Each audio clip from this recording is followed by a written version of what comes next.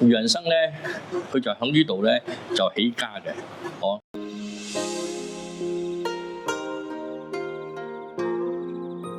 你係咪高峰眼哥啊？係。哇，聽講呢度好多墓邊歷史嘅喎。係啊，墓邊好多產生好多歷史係啊。哦，可唔可以介紹俾我知道下？可以啊，如果有興趣知啊，可以介紹嘅。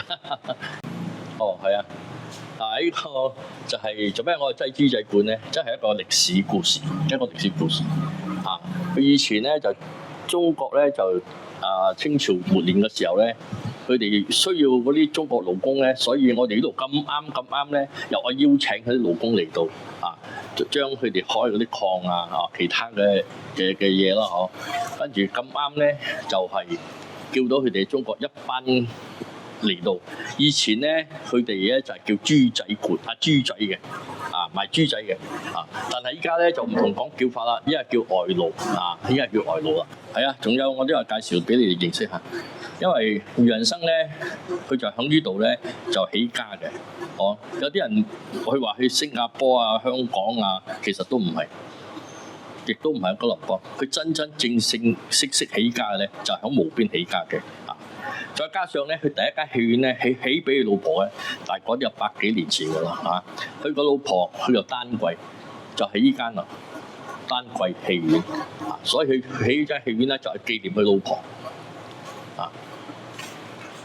跟住呢間戲院就係個面貌就係咁個樣噶啦，個面貌呢個係前邊，我哋呢邊咧就係後邊咁嘅情況。以前墓邊都好多歷史，好珍貴嘅歷史都響晒呢度依家我要還原墓邊嘅歷史咁嘅情況。因為我哋以前咧有妓仔館有鴉片館甚至咧我哋接生咧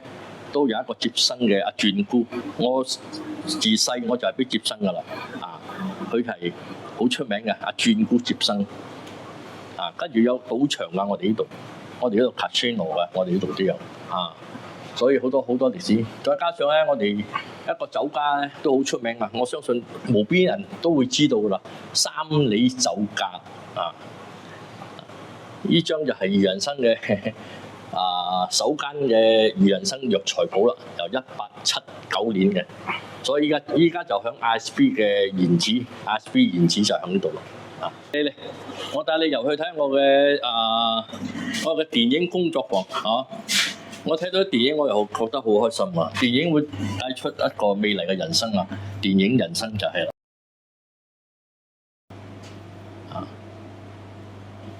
例如呢個就係以前我哋細佬哥成日玩麻雀嗰啲情趣啦依家我哋就還原翻我哋以前80年代嗰個情景咁啦，好似嚟，仲有啲珍藏都爭啲忘記介紹俾你哋識呢啲就唔係80年代啦，呢啲就係50、60年代噶啦我睇下你哋唔知有認得邊個我都冇乜認得，我記得係個口嘅馮寶寶呢個馮寶寶仲有其他嗰啲張英謝賢嗰啲應該都響晒呢度以前豬仔館係用啲錢幣我哋墓邊瀨粉，我相信個個都知道噶啦我相信個個都會有食過我哋嘅墓邊瀨粉我哋墓邊瀨粉咧應該係講係最早期再加上咧我哋呢兩位咧就係我哋嘅帶動瀨粉嘅先鋒嚟嘅可以講係佢哋真係帶動咗墓邊瀨粉出名，就係佢哋兩個人一個大姐一個水影姐咁樣我哋呢度都有好多嘅其他嘅回憶嘅，例如墓邊水閘例如墓邊水池墓邊山頂而家都開發得好靚咗。再加上我哋墓邊以前羅丫都好出名，墓邊羅丫但係我哋呢度仲有好多嘅墓邊嘅集體回憶蘇媽我都係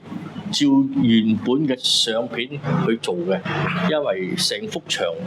都係有講晒佢嘅歷史噶啦每一幅畫每一個故事就係咁